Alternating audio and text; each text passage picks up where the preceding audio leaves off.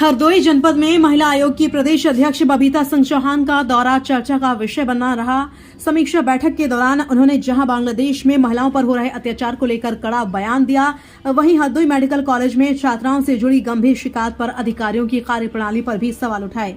बैठक में सभी विभागों के अधिकारी मौजूद रहे। महिला आयोग की प्रदेश अध्यक्ष बबीता सिंह चौहान ने बांग्लादेश में महिलाओं पर हो रहे अत्याचार को बेहद दुर्भाग्यपूर्ण बताया। उन्होंने कहा कि वहां महिलाओं के साथ की जा रही बर्बरता उस समुदाय की मानसिकता को दर्शाती है।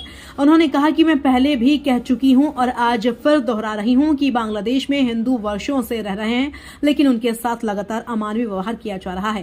प्रदेश अध्यक्ष ने कहा कि जो बांग्लादेशी भारत में रह रहे हैं वह घुसपैठी और भगोड़े हैं, लेकिन आज तक ऐसा कोई उदाहरण सामने नहीं आया कि हमारे हिंदू भाइयों ने उस समुदाय की महिलाओं या पुरुषों के साथ किसी तरह का अमानवीय व्यवहार किया हो।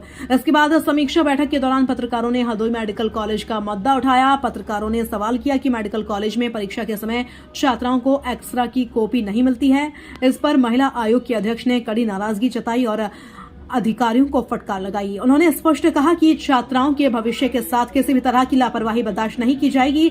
साथ ही उन्होंने मामले की तत्काल जांच कर जिम्मेदार लोगों पर सख्त कार्रवाई के निर्देश दिए हैं। क्या कमियां पाई और क्या निर्देश दिए?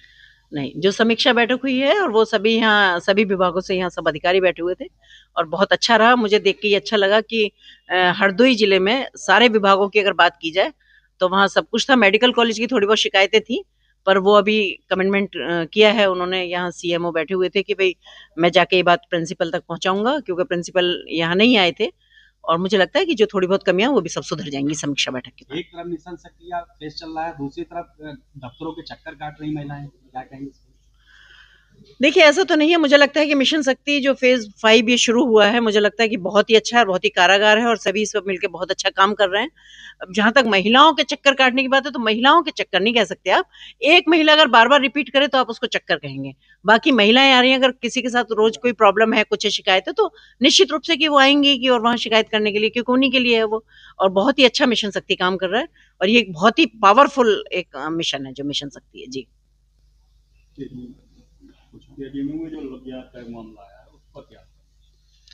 देखिए, बिल्कुल केजीएम में जो मैं गई थी वहां मैं उनकी वीसी से भी मेरी बात हुई थी वहां, तो उसको अभी हम लव जिहाद तो उसको नहीं कह सकते हैं, क्योंकि वहां उनकी जो विशाखा कमेटी है वो भी जांच कर रही है, पुलिस में भी वो जांच चल रही है, वहां सारा इन्वेस्टिगेशन हो रहा है। पर मेरा मानना यह है कि अगर लव जिहाद है भी वो वहां या कुछ और लोग हैं, तो वो उसमें बहुत जल्दी पकड़े भी जाएंगे और सब कार्रवाई भी होगी।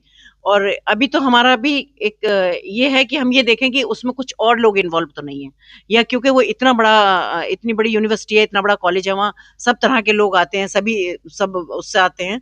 तो हमारा मानना ये भी है कि वहाँ अब ये सोचने का और देखने का और एक जांच का विषय है कि वहाँ इसी में कुछ और लोग तो जुड़े हुए नहीं है, वो कॉलेज के अंदर के हैं या कॉलेज के बाहर के हैं या कुछ है। इसको हम ले रहे हैं इस पर संज्ञान। और मामला आया छेड़छाड़ के बाद उनका रेलवे ट्रैक पर जो गंभीर अवस्था में पड़ी मिली थी, तो उसमें मेरे ख्याल से कार्रवाई हो गई है वो, और उनको सस्पेंड भी कर दिया गया है। तो कार्रवाई हो गई तो होनी भी चाहिए। तो कम से कम जब तक कार्रवाई नहीं होगी तो तब तक सबक कैसे मिलेगा? विभागों में महिलाएं सुरक्षित नहीं है, तो आम विभागों में नहीं कह सकते हैं आप। किसी एक पे था, उस पे देखिए तुरंत कार्रवाई हुई। क्योंकि मैं कह सकती हूँ कि उत्तर प्रदेश इस वक्त इतने सुरक्षित हाथों में है। जो सुन रहे हैं, जिनको पता है वो उनको पता होना चाहिए, जिनको नहीं पता है तो वो आपके माध्यम से ये पता कर लें कि यहाँ अगर महिलाओं के साथ कोई भी बदतमीजी करेगा तो उसका कभी भी वो बख्शा नहीं जाएगा। ये आप रोज देख रहे हैं, हम भी रोज देख रहे हैं। और मेरे ख्याल से कि अगर इन चीजों पे भी देख के अगर कोई नहीं सुधरता है तो विनाश काले विपरीत बुद्धि, उसका विनाश ही होने वाला होगा, जो महिलाओं को गलत नजर से देखेगा या महिलाओं के साथ किसी भी तरह की घटिया हरकत करेगा। क्योंकि आज अगर मुख्यमंत्री जी की बात की जाए तो मुख्यमंत्री जी खुद भी इतने स्ट्रिक्ट है।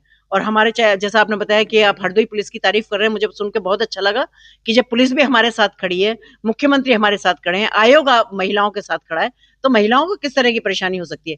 क्योंकि महिलाओं को आत्मनिर्भर बनाने की तरफ काम किया जा रहा है, चाहे वो प्रदेश में हो और चाहे वो देश में हो। माननीय प्रधानमंत्री जी हो या माननीय मुख्यमंत्री जी हो, दोनों ही महिलाओं को आत्मनिर्भर तो बनाने की कोशिश कर रहे हैं। तो इसके लिए मैं कह सकती हूँ कि चाहे वो उनकी सुरक्षा की दृष्टि से है, चाहे वो उनकी शिक्षा की दृष्टि से है, और चाहे वो उनको आत्मनिर्भर बनाने के लिए रोजगार की दृष्टि से, आज महिलाओं पे बहुत काम हो रहा है। बांग्लादेश में महिलाओं पर अत्याचार हो रहा है, इसको ये बहुत ही दुर्भाग्यपूर्ण घटना है जो वहां हो रहा है। ये उस कहना चाहिए उस समुदाय की मानसिक स्थिति को जताता है कि वो किस तरह के हैं। क्योंकि मैंने पहले भी कहा और आज भी मैं कह रही हूँ कि बांग्लादेश में अगर हिंदू वहां रह रहे हैं तो हिंदुओं के साथ जो बर्बरता की जा रही है, हिंदू वहां पीढ़ियों से रह रहे हैं, और बांग्लादेशी जो भगोड़े हिंदुस्तान में रह रहे हैं वो भागे हुए हैं, वो अनऑथराइज यहाँ रह रहे हैं, वो घुसपैठिए हैं उनके साथ। लेकिन आपने कभी हिंदुस्तान में ये नहीं सुना होगा किसी उस समुदाय की महिला के साथ किसी के साथ बदतमीजी की हो, या उस समुदाय के किसी पुरुष के साथ बदतमीजी की हो। और यहाँ अगर विरोध करते हैं, क्योंकि विरोध करना चाहिए, क्योंकि वो बगैर इजाजत के, बगैर परमिशन के यहाँ आ रहे हैं और सारी सुविधाएं उनको दे रहे हैं। और बांग्लादेश हमारा जबकि पड़ोसी देश है और उसमें इस तरह की घटनाएं हो रही हैं, तो इसका संज्ञान तो माननीय प्रधानमंत्री जी ले ही रहे हैं, लेकिन हम भी इसकी भरपूर निंदा करते हैं, बहुत कड़े शब्दों में निंदा करते हैं।